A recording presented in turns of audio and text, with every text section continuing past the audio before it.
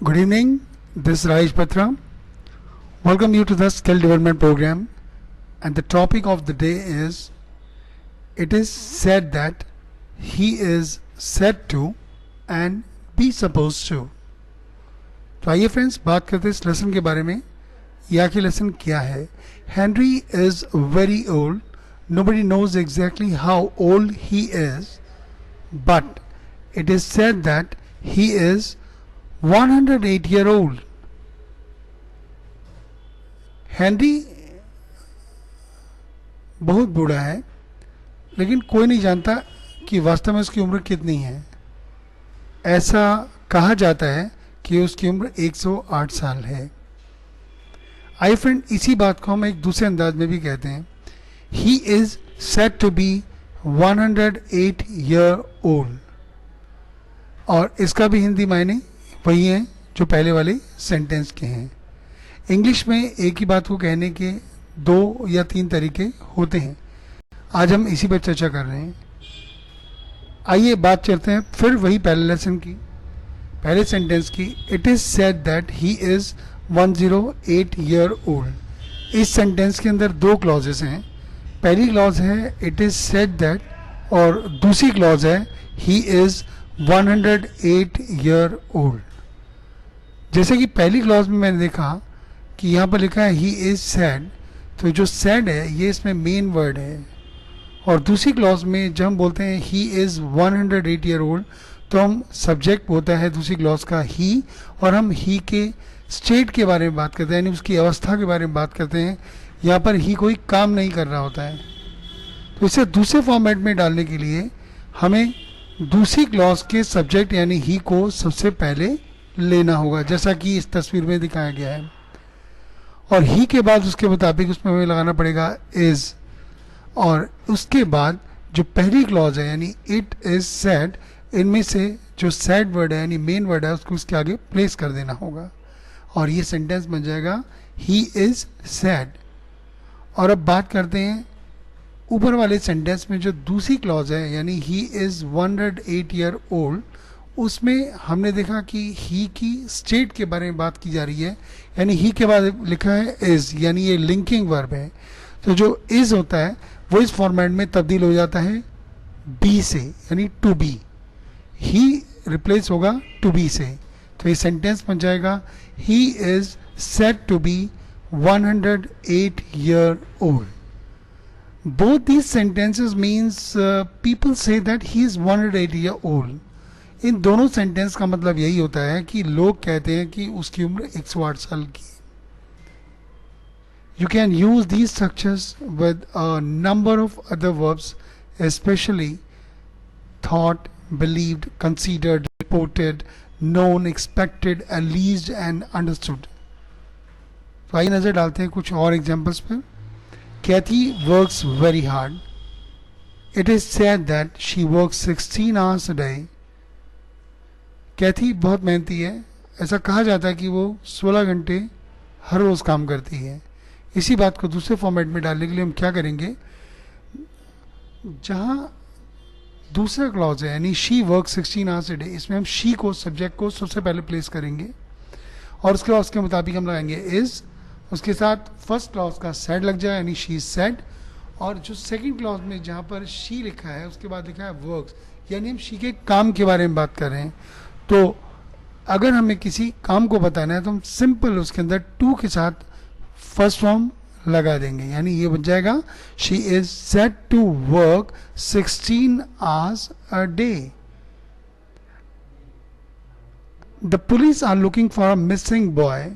Police एक लापता लड़के को ढूंढ रही है. इट इज बिलीव दैट, ऐसा माना जाता है, the boy is wearing a white pullover and blue jeans. लड़के ने एक सफ़ेद पुलोवर और नीली जीन्स पहनी हुई है. इसी बात को दूसरे फॉर्मेट में डालने के लिए हम सबसे पहले इस सेंटेंस के अंदर सब्जेक्ट को एक्सट्रैक्ट करेंगे, यानी द बॉय के साथ लग जाएगा इज, और फिर हम इस वाली क्लॉज में से बिलीव्ड को ले लेंगे, यानी द बॉय इज बिलीव्ड. और यहाँ पर हमने देखा कि बॉय के बाद लिखा है इज और वेयरिंग, यानी प्रेजेंट कंटिन्यूस में बात की जा रही है।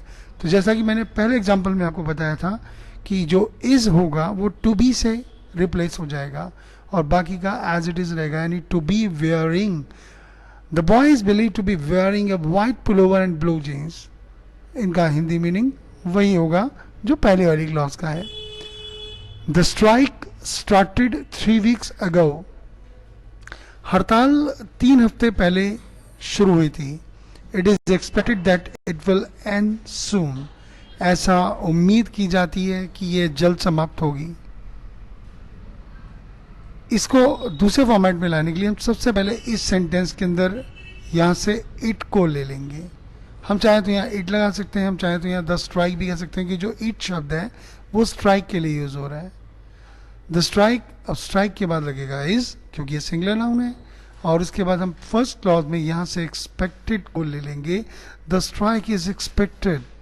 और चूंकि इस वाली क्लॉज में दूसरी क्लॉज के अंदर इट के साथ विल लगा है, तो जैसा कि आप सभी जानते हैं कि विल जो सा होता है वो टू से रिप्लेस होता है। तो यह आएगा the strike is expected to end soon. इसके भी हिंदी मायने वही होंगे कि ऐसा उम्मीद की जाती है, ऐसी उम्मीद जताई जाती है कि ये जल्द समाप्त होगी। A friend of mine has been arrested. ये सेंटेंस प्रेजेंट परफेक्ट का पैसिव केस है, यानी इसमें हैज के बाद बीन लगा है और थर्ड फॉर्म है और काम सब्जेक्ट यानी अ फ्रेंड ऑफ माइन पर हो रहा है। मेरे एक दोस्त को गिरफ्तार कर लिया गया है। इट इज एलीज दैट, ऐसा आरोप लगाया गया है कि ही किक्ड अ पुलिसमैन, कि उसने एक पुलिस वाले को लात मारी थी। आइए इसको कन्वर्ट कैसे करेंगे। हम सबसे पहले इस सेकंड क्लॉज में से ही यानी सब्जेक्ट को एक्सट्रैक्ट करेंगे।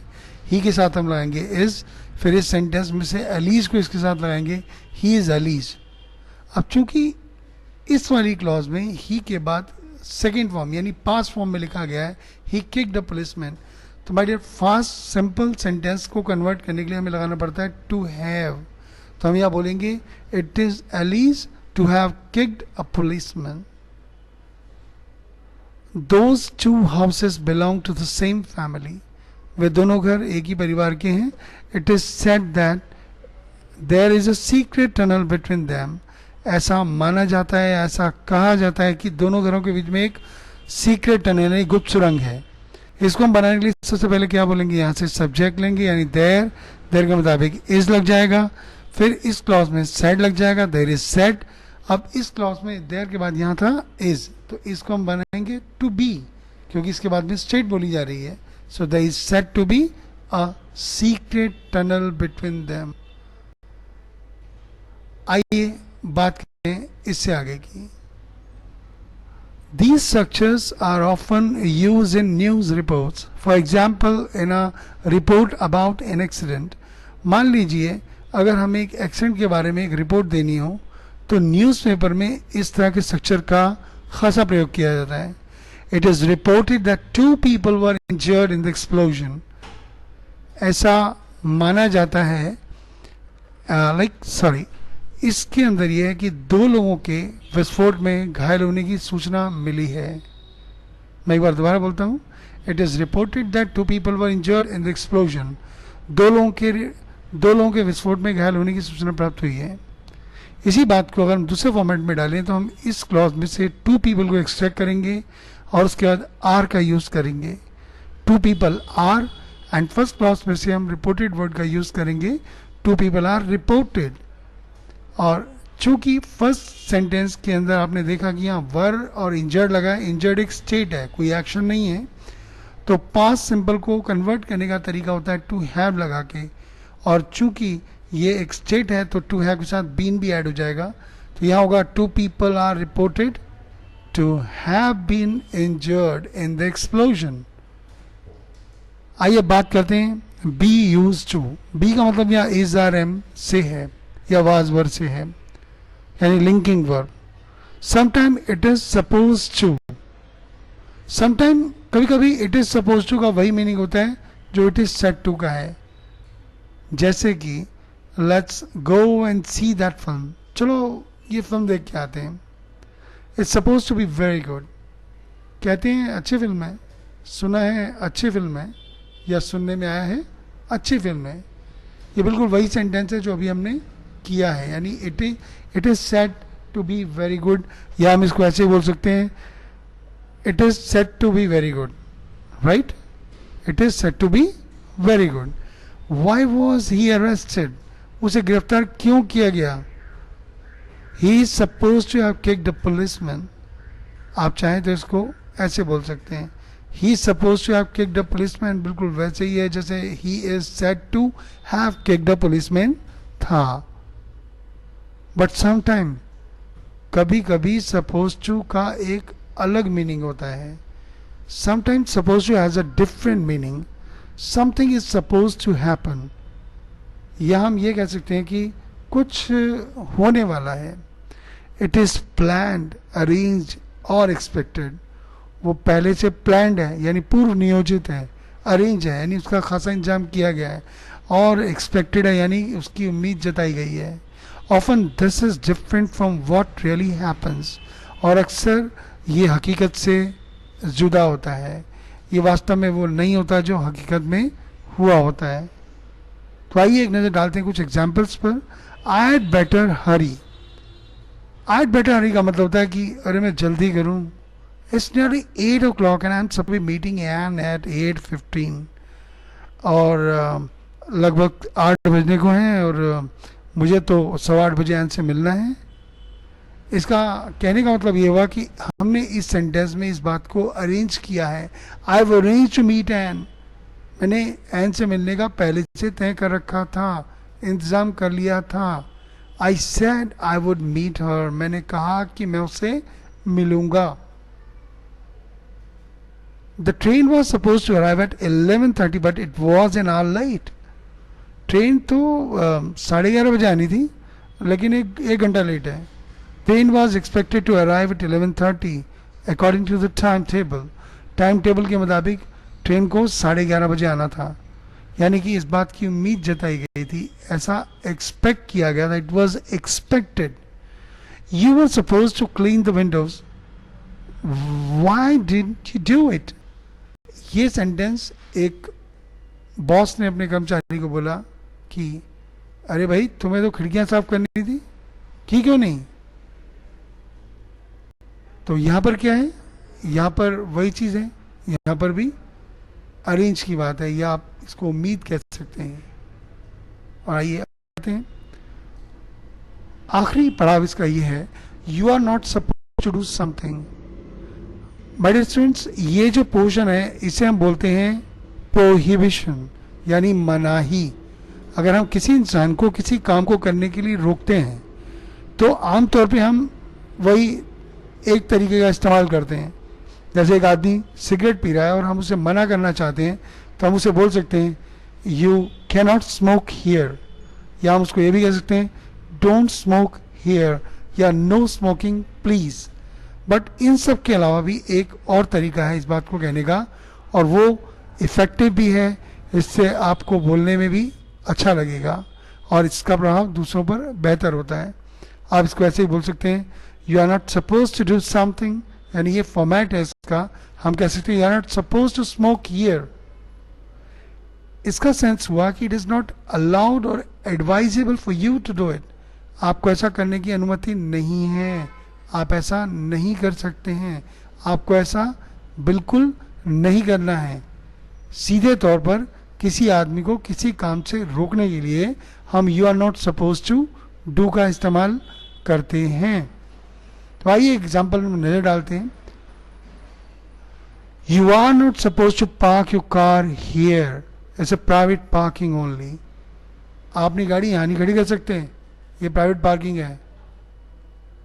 आप आम भाषा में इसको ऐसे बोल सकते हैं, you can not park your car over here, या don't park your car over here. लेकिन अगर आप उसको you are not suppose to park your car over here बोलेंगे तो ये थोड़ा सा ज़्यादा इफेक्टिव होगा। Mister Bond is much better after his illness. Mister Bond बीमारी के बाद पहले से काफ़ी बेहतर हैं, but he is still not suppose to do any heavy work. लेकिन अभी भी उन्हें भारी काम की इजाज़त बिल्कुल नहीं है। His doctor have advise him not to do any heavy work. उनके डॉक्टर्स ने उसे ये काम करने के लिए बुरी तरह से रोका है। इसके साथ ही ये टॉपिक यहीं समाप्त होता है। Thank you so much.